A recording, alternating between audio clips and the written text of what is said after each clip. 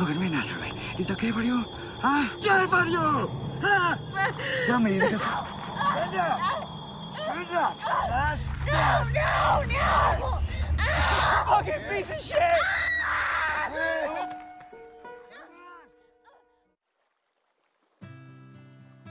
Film ini dimulai dengan memperlihatkan beberapa orang sahabat yang sedang pergi untuk berkemah di suatu hutan. You're welcome. Come on. Nah, di sini gue akan memberitahu nama dari 3 orang ini, yakni Chris, Alicia, dan juga Daniel. Oke, di sini gue akan menjelaskan sedikit agar kalian paham, karena Alicia dan Daniel sedang berpacaran dan mereka akan segera untuk menikah. Scene berpindah kepada malam hari di mana mereka sedang duduk di depan api unggun dan saling berbagi cerita. Di depan api unggun mereka pun melalui malam tersebut dengan sangat bahagia.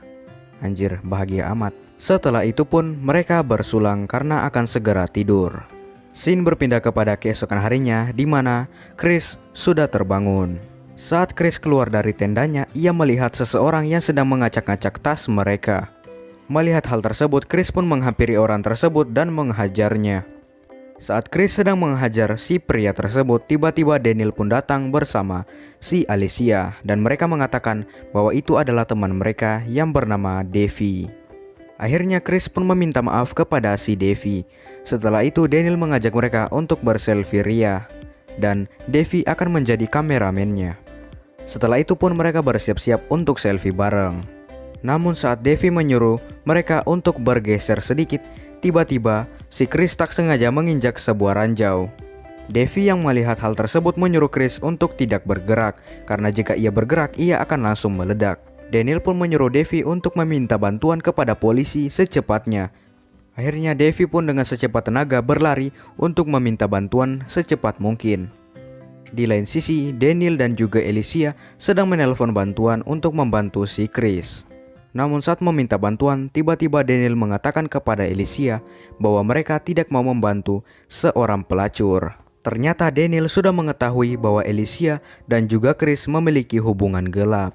Dan kejadian ini sudah direncanakan oleh Daniel dan juga Devi, di mana ranjau tersebut juga adalah ulah dari si Daniel yang menaruhnya untuk menjebak si Chris dan juga Alicia.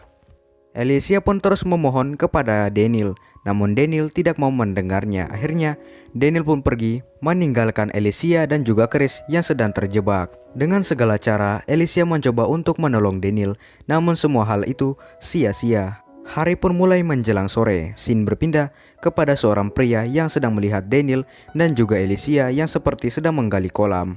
Pria itu mengira bahwa Alicia sedang membunuh seseorang dan mencoba menguburkan mayatnya.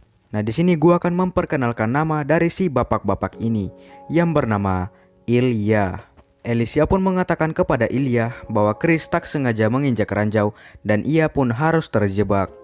Alicia pun mulai meminta bantuan kepada Ilya. Ilya pun mengatakan kepada Alicia bahwa ia akan membantu, namun jika Alicia memberikannya sebuah imbalan. Namun imbalan yang diminta Ilya sangatlah aneh. Ia meminta celana dalam dari si Alicia. Namun karena terpaksa Alicia pun harus menuruti perintah dari si Ilya. Bukan hanya itu saja, Ilya mengatakan kepada Alicia bahwa ia harus membuka celana dalamnya di depan mereka. Karena Alicia dan juga Chris sedang dalam keadaan genting, akhirnya Alicia pun menuruti perintahnya. Namun bukannya membantu, Alicia pun malah disuruh lagi untuk menjadi seekor anjing atau berperilaku seperti seekor anjing.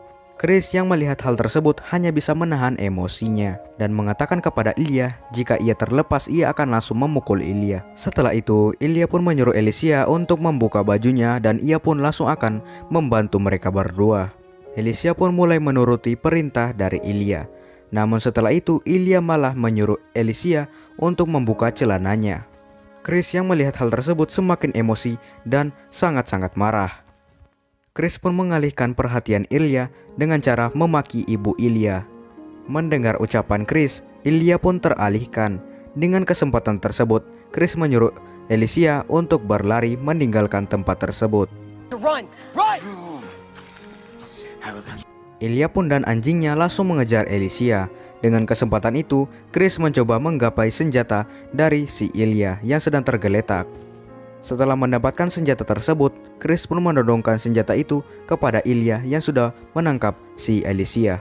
Namun Chris tidak bisa menembak karena senjata yang dipegang Chris adalah senjata shotgun yang dimana jika ia menembak maka pelurunya akan juga mengenai si Alicia. Ilya yang sudah menangkap si Alicia pun langsung mengajak Alicia untuk skidi papap, namun Alicia tidak mau.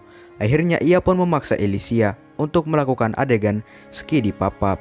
Dengan perlahan-lahan Ilya pun melakukan pengencorotan kepada Alicia. Chris yang melihat Alicia sedang diperkosa hanya bisa terdiam.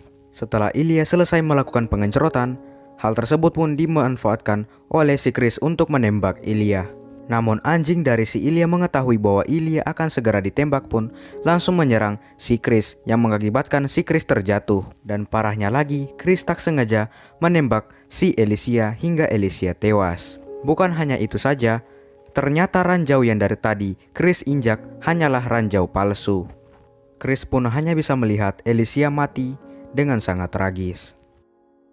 2 bulan kemudian dimana kita diperlihatkan dengan 2 orang wanita yang bernama Lika dan juga ibunya yang bernama Tania.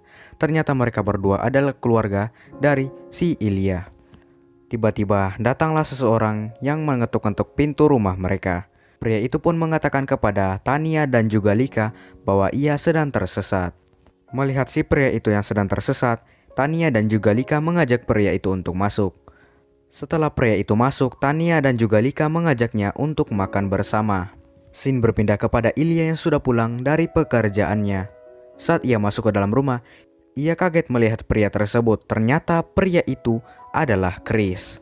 Melihat keberadaan dari si Chris, Ilya pun menyuruh Chris untuk pergi dari rumahnya secara terpaksa. Namun Tania masih mau Chris tinggal sementara. Ilya pun memberikan sedikit waktu kepada Chris untuk menghabiskan makanannya. Setelah selesai, Chris pun akhirnya pergi. Ilya yang tadi melihat Chris pun langsung merasa panik dan merasa takut. Ilya pun menyuruh anjingnya untuk mengikuti si Chris. Setelah menunggu sangat lama, Ilya pun merasakan kenapa anjingnya tidak balik dari tadi. Tiba-tiba Chris pun kembali dan membawa anjingnya Ilya dengan kondisi yang sangat mengenaskan di mana sudah berdarah-darah. Ilya yang melihat keadaan anjingnya pun langsung ingin membunuh si Chris. I kill you. Saat Ilya sedang mengambil senjatanya, tiba-tiba Chris datang dan langsung menembak paha dari si Ilya hingga Ilya terjatuh. Nah, dari sini kita tahu bahwa Chris akan segera membalaskan dendamnya kepada Ilya dan keluarganya.